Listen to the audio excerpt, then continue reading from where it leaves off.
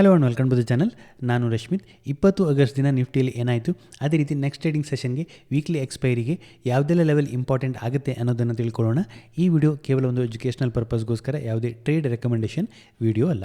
Nifty ಇವತ್ತೊಂದು ಅಪಮಾನ ಕೊಡುತ್ತೆ. ನಿಫ್ಟಿ ಫ್ಲಾಟ್ ಓಪನ್ ಆಗುತ್ತೆ, ಇಮಿಡಿಯೇಟ್ಲಿ ಡೌನ್ ಬರುತ್ತೆ. ಪ್ರೀವಿಯಸ್ ಟ್ರೇಡಿಂಗ್ ಸೆಷನ್ ನಾವೇನು ಸಪೋರ್ಟ್ ಲೆವೆಲನ್ನು ಮೆನ್ಷನ್ ಮಾಡಿದ್ವಿ, ಆ ಝೋನ್ ಹತ್ರ ಒಂದು ಸಪೋರ್ಟನ್ನು ಪಡ್ಕೊಳ್ತೇವೆ, ಒಂದು ಅಪಮಾನ ಕೊಡುತ್ತೆ. ಅಪಮಾನ ಕೊಟ್ಟ ನಂತರ ನಮ್ಮ ಹಿಂದಿನ ಅನಾಲಿಸಿಸ್ ವಿಡಿಯೋದಲ್ಲಿ 25,020 ಲೆವೆಲ್ಗಿಂತ ಮೇಲೆ ಸಸ್ಟೈನ್ ಆದರೆ ಒಂದಷ್ಟು ಪಾಸಿಟಿವ್ ಮೂವ್ನ ಎಕ್ಸ್ಪೆಕ್ಟ್ ಮಾಡ್ಬೋದು ಅಂತ ಒಂದು ಅನಾಲಿಸಿಸನ್ನು ಮಾಡಿದ್ವಿ. ಸೊ ಈ ಹಿಂದಿನ ಒಂದು ರೆಸಿಸ್ಟೆನ್ಸ್ ಲೆವೆಲ್ ಆಗುತ್ತೆ, ಆ ಲೆವೆಲ್ಗೆ ರೀಚ್ ಆಗುತ್ತೆ, ಒಂದಷ್ಟು ರೆಸಿಸ್ಟೆನ್ಸನ್ನು ಪಡ್ಕೊಳುತ್ತೆ, ಅಗೇನ್ ಡೌನ್ ಬರುತ್ತೆ, ಅಗೇನ್ ಬ್ರೇಕ್ಔಟ್ ಆಗುತ್ತೆ, ಒಂದಷ್ಟು ಹೊತ್ತು ಕನ್ಸಲ್ಟೇಷನ್ ಮಾಡುತ್ತೆ, ನೆಕ್ಸ್ಟ್ ಒಂದು ಅಪಮಾನ ಕೊಡ್ಕೊಂಡು 25,090 ಲೆವೆಲನ್ನು ಕೂಡ ರೀಚ್ ಮಾಡುತ್ತೆ. ನಮ್ಮ ಹಿಂದಿನ ಅನಾಲಿಸಿಸ್ ವಿಡಿಯೋದಲ್ಲಿ 25,020 ಲೆವೆಲ್ಗಿಂತ ಮೇಲೇ ಸಸ್ಟೈನ್ ಆಗ್ತಾ ಇತ್ತು ಅಂತೇಳಿ 25,080-100 ಝೋನನ್ನು ನೆಕ್ಸ್ಟ್ ಅಪ್ರೋಚ್ ಮಾಡ್ಬೋದು ಅನ್ನೋದು ಒಂದು ಎಕ್ಸ್ಪೆಕ್ಟೇಷನ್ ಇತ್ತು. ಆ ಎಕ್ಸ್ಪೆಕ್ಟೇಷನ್ ಪ್ರಕಾರನೇ ಒಂದು ಮೂವನ್ನು ಕೊಡ್ತು ಅಂತ ಹೇಳ್ಬೋದು. ಬಾಟಮಿಂದ ನಾವು ನೋಡಿದಾಗ, ಈ ಸಪೋರ್ಟ್ ಲೆವೆಲಿಂದ ನೋಡಿದಾಗ ಒಂದು ಒಳ್ಳೆ ಮೂವನ್ನೇ ಕೊಡ್ತು ಅಂತ ಹೇಳ್ಬೋದು. ಹಾಗಿದ್ರೆ ನೆಕ್ಸ್ಟ್ ಟ್ರೇಡಿಂಗ್ ಸೆಷನ್ಗೆ ಯಾವೆಲ್ಲ ಲೆವೆಲ್ ಇಂಪಾರ್ಟೆಂಟ್ ಆಗುತ್ತೆ, ಮೊದಲನೇದಾಗಿ ಡೈಲಿ ಚಾರ್ಟನ್ನು ಅಬ್ಸರ್ವ್ ಮಾಡೋಣ. ಡೈಲಿ ಚಾರ್ಟಲ್ಲಿ ಒಂದು ಪಾಸಿಟಿವ್ ಕ್ಯಾಂಡಲನ್ನು ಕ್ರಿಯೇಟ್ ಮಾಡಿದೆ ಅಂತ ಹೇಳ್ಬೋದು. ಪ್ರೀವಿಯಸ್ ಟ್ರೇಡಿಂಗ್ ಸೆಷನ್ನ ಹೈಯನ್ನು ಬ್ರೇಕ್ ಮಾಡಿದೆ. ಇನ್ಫ್ಯಾಕ್ಟ್ ಕಳೆದ 2 ಟ್ರೇಡಿಂಗ್ ಸೆಷನ್ನ ಹೈಯನ್ನು ಬ್ರೇಕ್ ಮಾಡಿದೆ. ಇಲ್ಲಿ ಗ್ಯಾಪ್ ಅಪ್ ಓಪನ್ ಆದಂದರೆ ಹೈಯರ್ ಲೆವೆಲಲ್ಲಿ ಸ್ವಲ್ಪ ರಿಜೆಕ್ಟ್ ಆಗುತ್ತೆ, ಡೌನ್ ಬರುತ್ತೆ.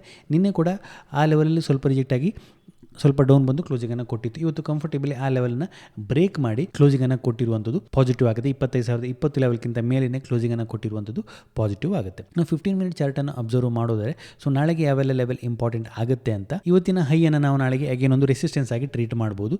ಸೊ ನಾಳೆ ಆ ಲೆವೆಲ್ಗಿಂತ ಮೇಲಿನ ಸಸ್ಟೈನ್ ಆಗ್ತಾ ಇತ್ತು ಅಂತ ಹೇಳಿ ಅದು ಪಾಸಿಟಿವ್ ಆಗುತ್ತೆ. ಸೊ ಯಾವ್ದು ಲೆವೆಲ್ ಆಗುತ್ತೆ, ಅದು 25,090 ಅಂತ ನಾವು ಟ್ರೀಟ್ ಮಾಡ್ಬೋದು. ಆ ಲೆವೆಲ್ಗಿಂತ ಮೇಲಿನ ಸಸ್ಟೈನ್ ಆಗ್ತಾ ಇತ್ತು ಅಂತೇಳಿ ಅದು ನಾಳೆ ಅಗೇನ್ ಒಂದಷ್ಟು ಪಾಸಿಟಿವ್ ಮೂವನ್ನು ಕೊಡುವಂಥ ಪ್ರಯತ್ನವನ್ನು ಮಾಡ್ಬೋದು. ಈ ಹಿಂದೆ ಇಲ್ಲಿಂದನೇ ಒಂದು ಶಾರ್ಪ್ ಸೆಲ್ ಆಫ್ ಬಂದಿತ್ತು, ಈ ಝೋನಲ್ಲಿ ಒಂದಷ್ಟು ಅಟೆಂಪ್ಟ್ ಆಗಿತ್ತು, ನೆಕ್ಸ್ಟ್ ಡೇ ಗ್ಯಾಪ್ ಡೌನ್ ಆಗುತ್ತೆ, ಡೌನ್ ಬರುತ್ತೆ. ಈಗ ಆಲ್ಮೋಸ್ಟ್ ಆ ಗ್ಯಾಪನ್ನು ಫಿಲ್ ಮಾಡಿ ಆ ರೆಸಿಸ್ಟೆನ್ಸ್ ಲೆವೆಲ್ ಹತ್ರನೇ ಬಂದು ಸ್ವಲ್ಪ ರೆಸಿಸ್ಟೆನ್ಸನ್ನು ಫೇಸ್ ಮಾಡಿದೆ ಅಂತ ಹೇಳಿ ಲಾಸ್ಟ್ ಕ್ಲೋಸಿಂಗ್ ಟೈಮಲ್ಲಿ. ಸೊ ಹಾಗಾಗಿ ನಾಳೆ ಇನ್ ಕೇಸ್ ಫ್ಲಾಟ್ ಓಪನ್ಗೆ ಒಂದು ಅಪ್ಪನ್ನು ಕೊಟ್ಕೊಂಡು ಈ ಲೆವೆಲ್ಗಿಂತ ಮೇಲೇ ಸಸ್ಟೈನ್ ಆಗ್ತಾ ಇತ್ತು ಅಂತೇಳಿ ಅದು ಅಗೇನ್ ಪಾಸಿಟಿವ್ ಆಗುತ್ತೆ. ಆಗ ಒಂದಷ್ಟು ಮೂವನ್ನು ನಾವು ಹೈಯರ್ ಲೆವೆಲ್ ನೋಡ್ಬೋದು.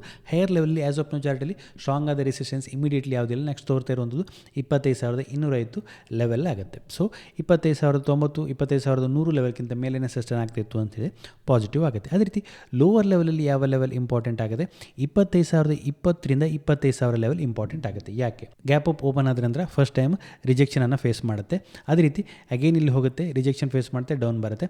ಇವತ್ತು ಕೂಡ ಈ ಲೆವೆಲಲ್ಲಿ ಹಾಲ್ಟ್ ಆಗುತ್ತೆ, ನೆಕ್ಸ್ಟ್ ಬ್ರೇಕ್ಔಟ್ ಆಗುತ್ತೆ. ಸೊ ಹಾಗಾಗಿ ಅಗೇನ್ ಈ ಲೆವೆಲ್ಗಿಂತ ಕೆಳಗಡೆ ಸಸ್ಟೈನ್ ಆಯಿತು, 25,000 ಲೆವೆಲ್ಗಿಂತ ಕೆಳಗಡೆ ಸಸ್ಟೈನ್ ಆಗ್ತಿತ್ತು ಅಂತೇಳಿ ಅಗೇನ್ ಸ್ವಲ್ಪ ಒಂದಷ್ಟು ರಿಟ್ರೇಸ್ಮೆಂಟ್ ಅಥವಾ ಡೌನ್ ಮೂವನ್ನು ಕೊಡುವಂಥ ಸಾಧ್ಯತೆ ಇದೆ. ಅಗೇನ್ 24,920 ಲೆವೆಲ್ ನೆಕ್ಸ್ಟ್ ಡೌನ್ ಸೈಡಲ್ಲಿ ಸಪೋರ್ಟ್ ಲೆವೆಲ್ ಆಗುತ್ತೆ. ಸೊ ಇವತ್ತಿನ ಈ ಬ್ರೇಕ್ಔಟ್ ಲೆವೆಲ್ ಏನಾಗುತ್ತೆ, 25,000ದಿಂದ 25,020 ಲೆವೆಲ್ ನಾಳೆ ಟ್ರೇಡಿಂಗ್ ಸೆಷನಲ್ಲಿ ಹೋಲ್ಡ್ ಆಗಬೇಕಾಗುತ್ತೆ. ಇನ್ ಕೇಸ್ ಫ್ಲಾಟ್ ಅಥವಾ ಗ್ಯಾಪ್ ಅಪ್ ಓಪನ್ ಆಗುತ್ತೆ, ಡೌನ್ ಬರುತ್ತೆ, ಡೌನ್ ಬಂದು ಈ ಝೋನನ್ನು ಬ್ರೇಕ್ಔಟ್ ಮಾಡಿ ಸಸ್ಟೈನ್ ಆಗ್ತಾ ಇತ್ತು ಅಂತೇಳಿ ಅದು ನೆಗೆಟಿವ್ ಆಗುತ್ತೆ. ಇಲ್ಲಿ ಬೈರ್ಗಳು ಒಂದಷ್ಟು ಅಟೆಂಪ್ಟನ್ನು ಮಾಡಿ ಪ್ರೈಸನ್ನು ಅಪ್ಸೈಡ್ ಪುಷ್ ಮಾಡ್ತಾರೆ. ಇನ್ ಕೇಸ್ ನಾಳೆ ಅಗೇನ್ ಈ ಲೆವೆಲ್ಗಿಂತ ಕೆಳಗಡೆ ಪ್ರೈಸನ್ನು ಸಸ್ಟೈನ್ ಮಾಡಲಿಕ್ಕೆ ಸೆಲ್ಲರ್ಗಳಿಗೆ ಸಾಧ್ಯ ಆದರು ಅಂತೇಳಿದರೆ ಇಲ್ಲಿ ಒಂದಷ್ಟು ಸೆಲ್ಲಿಂಗ್ ಬಂದಿತ್ತು, ಅದೇ ರೀತಿ ಇಲ್ಲಿ ಒಂದಷ್ಟು ಸೆಲ್ಲಿಂಗ್ ಬಂದಿತ್ತು. ಸೊ ಆ ರೀತಿ ಅಗೇನ್ ಒಂದಷ್ಟು ಪ್ರೈಸನ್ನು ಡೌನ್ ಸೈಡ್ ಪುಷ್ ಮಾಡುವಂಥ ಪ್ರಯತ್ನವನ್ನು ಮಾಡ್ಬೋದು. ಸೊ ಆಗ 24,920, 930 ಲೆವೆಲ್ ನಮ್ಮ ನೆಕ್ಸ್ಟ್ ಸಪೋರ್ಟ್ ಲೆವೆಲ್ ಆಗುತ್ತೆ. ಅದನ್ನು ಬ್ರೇಕ್ ಮಾಡ್ತು ಅಂತೇಳಿ 24,850, 870 ಲೆವೆಲನ್ನು ನಾವು ಡೌನ್ ಸೈಡಲ್ಲಿ ಸಪೋರ್ಟಾಗಿ ಟ್ರೀಟ್ ಮಾಡ್ಬೋದಾಗುತ್ತೆ. ಸೊ ಹಾಗಾಗಿ ಡೌನ್ ಸೈಡಲ್ಲಿ 25,000ದಿಂದ 25,020 ಲೆವೆಲ್ ನಾಳೆಗೆ ಇಂಪಾರ್ಟೆಂಟ್ ಆಗುತ್ತೆ. ನಾಳೆ ಎಕ್ಸ್ಪೈರಿ ಡೇ ಇದೆ, ಹಾಗಾಗಿ ಓಪನ್ ಇಂಟ್ರೆಸ್ಟ್ ಏನನ್ನು ಸಜೆಸ್ಟ್ ಮಾಡುತ್ತೆ ಅಂತ ನೋಡಿದ್ರೆ, ಸೊ ಇವತ್ತು ಚೇಂಜ್ ಇನ್ ಓ ಎನ್ನು ನಾವು ನೋಡಿದರೆ, ಸೊ ಇವತ್ತು ಪುಟ್ಟಲ್ಲಿ ಹೈಯೆಸ್ಟ್ ರೈಟಿಂಗ್ ಆಗಿದೆ, ಮಾರ್ಕೆಟ್ ಅಪ್ ಹೋಗ್ತಾ ಇದೆ. ಸೊ 25,000 ಹಾಗೆ 24,900ರಲ್ಲಿ ಒಂದಷ್ಟು ರೈಟಿಂಗ್ ಆಗಿದೆ. ನಿನ್ನೆ 25,100ರಲ್ಲಿ ಒಂದಷ್ಟು ಕಾಲಲ್ಲಿ ರೈಟಿಂಗ್ ಇತ್ತು, ಇವತ್ತು ಒಂದಷ್ಟು ಕವರಿಂಗ್ ಆಗಿದೆ ಅಂತ ಹೇಳ್ಬೋದು. ಸ್ವಲ್ಪ ಸ್ಟಿಲ್ ಒಂದಷ್ಟು ಪೆಂಡಿಂಗ್ ಇದೆ. ಹೈಯರ್ ಲೆವೆಲಲ್ಲಿ 25,050 ಹಾಗೆ 25,100ರಲ್ಲಿ ಒಂದಷ್ಟು ಕಾಲಲ್ಲಿ ಇವತ್ತು ರೈಟಿಂಗ್ ಆಗಿದೆ. ಸೊ ಹಾಗಾಗಿ ನಾಳೆ 25,100ಕ್ಕಿಂತ ಮೇಲೆ ಸಸ್ಟೈನ್ ಆದಾಗ ಏನಾಗುತ್ತೆ, ಈ 25,000 ಹಾಗೆ 25,050ರಲ್ಲಿ ಒಂದಷ್ಟು ಕಾಲಲ್ಲಿ ರೈಟಿಂಗ್ ಇದೆ, ಅದು ಕವರಿಂಗ್ ಆಗಲಿಕ್ಕೆ ಸ್ಟಾರ್ಟ್ ಆಗುತ್ತೆ.